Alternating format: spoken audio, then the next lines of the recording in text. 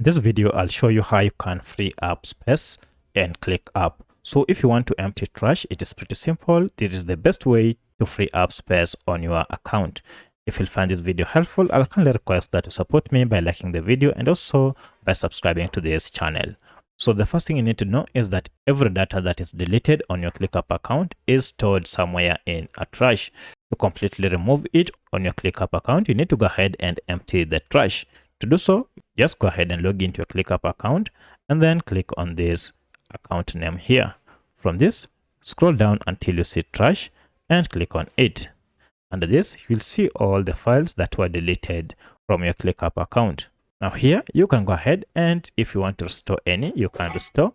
Or if you want to empty or delete all the trash, you can go ahead and clear all trash and then delete all.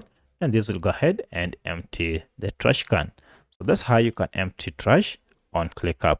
If you have any other question, kindly let me know in the comment section. Otherwise, thanks for watching and let's meet in the next video.